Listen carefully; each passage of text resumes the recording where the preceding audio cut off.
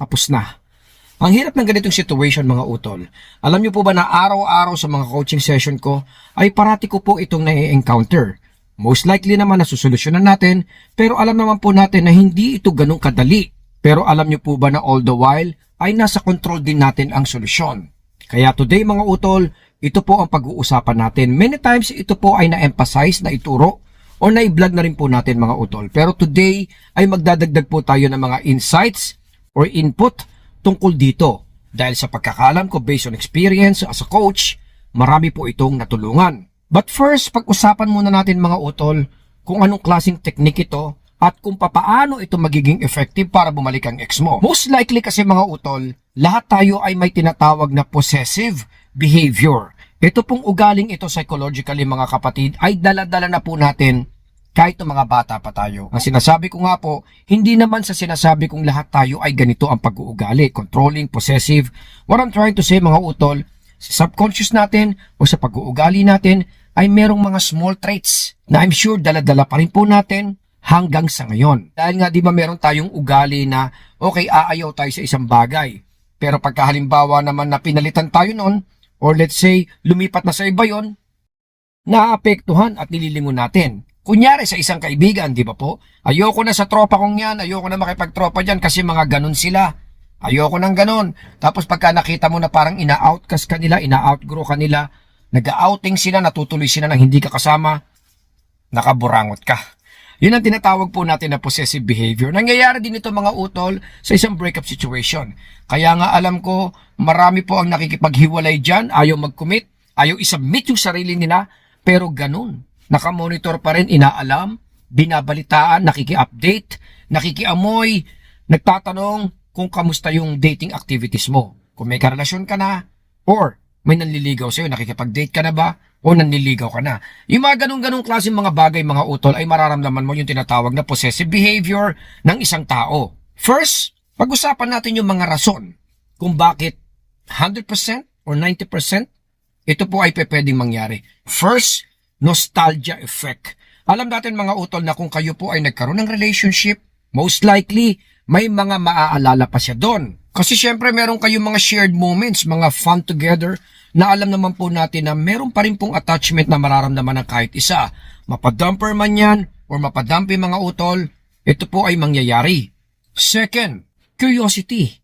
Normal yan sa tao mga utol. Hindi ko naman po sinasabi na mga marites, chismoso o chismosa tayo. Pero likas yan eh. Yung pagka meron kang hindi alam na bagay o hindi mo na nalalaman sa ngayon mga utol, nagkakaroon ka ng sense of wondering. Nagiging curious ka. Third, ego. Karuktong nito yung parang madidepress ka, magagalit ka, negative thoughts o malulungkot ka mga utol. Kasi ayaw natin yung nalalagpasan tayo. Yung para bang ang pakiramdam natin is para na pag-iiwanan tayo, na-outgrow, na-outcast tayo mga utol. Ayaw natin yan.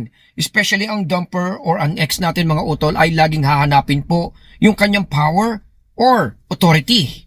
Kaya nga po itong topic or technique na ipapaalala natin ngayon o ituturo natin ngayon mga utol ay siguradong magiging effective dahil nga sa mga particular reasons na to. Ito po yung ability mo mga utol to move on. Pero ngayon ay tutulungan ko kayong maintindihan itong mabuti katulad nga po ng dati. Idikit natin yung tinatawag kong behavior or possessive or controlling behavior na yun mga utol dito nga po sa tatlong binanggit ko and then the power of walking away or moving on. Mga utol, marami po kasi ang nagpipigil dito. Dahil nga po tayo ay natatakot, gusto nating i-accommodate ang ex natin. Ayaw nating ipaalam sa kanya or even mag-worry siya mga utol na kayo nga po ay nag-move on. Kasi nga po, dun sa panic at takot natin na baka mamaya isipin niya na tayo po ay parang wala na. Pero as I've said mga kapatid, alam naman po natin na pagka halimbawang hindi ka umalis dyan at binigyan mo ng assurance ang ex mo, natural hindi niya mararamdaman na kayo nga po ay nagbabago or nade-develop. Importante pa naman yun mga utol kung gusto mo siyang ibalik sa'yo. Kaya wag na tayong magpakapagod at magpakahirap pa ng kaka-analyze o kakahanap ng sagot mga utol.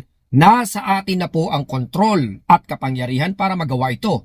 Excess or dumpers mga utol need time apart. Kailangan ng oras para ma-realize po nila yung loss. Wag nating ipeke ito mga utol. Wag nating iparamdam sa kanya yung mga 1 linggo or even 1 buwan mga kapatid or more.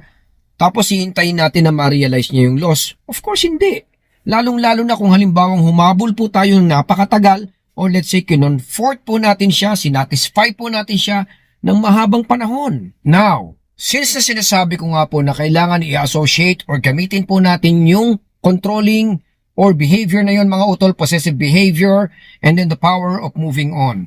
Kasi po mga utol, kung kayo po ay magkakaroon ng chance na maiparamdam sa kanya na kayo nga po ay nag-move on, napakaraming benefits po ang pwedeng mangyari sa atin, mga advantages na kailangan po natin para maibalik ang ex mo. Sa sinasabi ko nga po na halos lahat po tayo ay may natural instinct or nature na maging possessive behavior. Pagka nararamdaman niya mga utol na kayo nga po ay nag-move on, hindi lang sa ma-outgrow mo siya mga kapatid, pero matatap o matitrigger mo yung pagiging possessive behavior niya.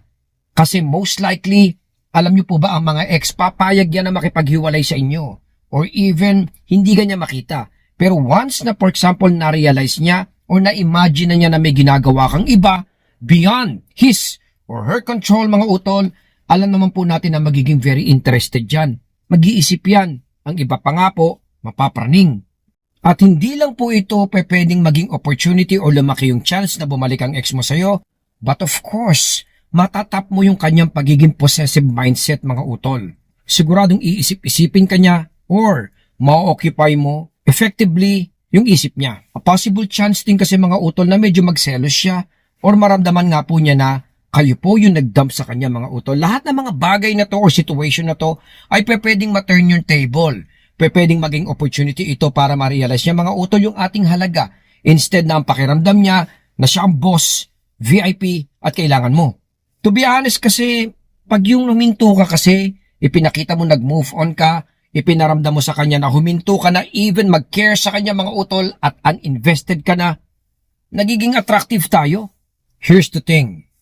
Scarcity mga utol and distance, space apart, makes the heart grow fonder. Effectively mga utol, mas lalo kanyang iisipin, muling maririkindle or mamomotivate yung feelings niya sa'yo. Kasi the more you distance yourself or the more na maiparamdam mo sa kanya na kaya mo maging independent at mag-move on away from that depression or relationship mga utol, it displays pure, non-needy behavior. Napaka-attractive po nun mga utol. At dun mo solid na maibabalik agad yung value mo sa mga mata at pakiramdam niya. Dito mo kasi maipaparamdam na nire-respeto mo nga po yung sarili mo, pinaprioritize mo po yung sarili mo. And displaying the non-needy behavior stems from your own self-investment mga utol. The more invested you are in yourself, the less needy you are. At alam naman po natin na doon natin nakukulang atensyon niya. Alam niyo po ba in the first place kung bakit naging kayo nung una? Yun po kasi yung nangyari. Binabalik lang po natin mga utol para once again, marikindle natin yung feelings niya. Kasi kadalasan, because of that possessive behavior, nahihirapan po to be honest yung karamihang mga exes na tanggapin yon. Na alam nila once upon a time na kayo nga po yung humahabol, nahihirapan na tumiiyak sa kanya. Tapos ngayon bigla niya mararamdaman na inunahan mo pa siya, in-outgrow mo pa siya, kinaya mo pa siya mga utol at iniwanan mo pa siya kapatid. Kaya nga po laging tinuturo natin. Sa mga coaching, pinapaalala ko din na simple lang naman yan eh. Pag nireject ka, baliktarin mo. Humanap ka ng paraan para makagawa ng graceful exit para maramdaman ng ex mo na siya naman po ang dinump at nireject mo. Pagka ginawa niyo po yun effectively and positively mga utol, mas malaki yung chance na bumalik siya sa'yo. Laging tatandaan, you will be more attractive and more desirable mga utol pagka pinaramdam mo na you don't care anymore. Exes kasi, most likely, mas nakikita nila yung halaga mo mga utol pag ikaw nga po ay talagang wala na. Hindi yung kunyaring wala yung talagang effectively mararamdaman niya na kayo nga po ay totally nag-disconnect na nga po sa buhay niya and no longer walking or aiming that same direction na tinahak niyo before. Kaya tandaan na kung halimbawang kayo nga po ay nalilito sa kasalukuyan. Nowhere to go, nowhere to run mga utol, isipin lang po muna natin na lahat ng mga bagay na yan ay nasa kontrol natin. Kung mahanap mo yung peace, respeto sa sarili, at may babalik mo agad yung strength mo mga utol, inner strength and capabilities mo, mas malaki yung chance na may balik mo yung ex mo sa'yo. Kasi once na pinaramdam mo sa kanya yung ability mo to move on, lahat ng mga advantage and benefits, positivity mga utol, ay muling mararamdaman niya sa'yo. Hindi lang yon. Magkakaroon ka ng malawak na pag-iisip and knowledge para mas clear at mas magawa mo yung gusto mong mangyari. Ang bumalik siya sa iyo.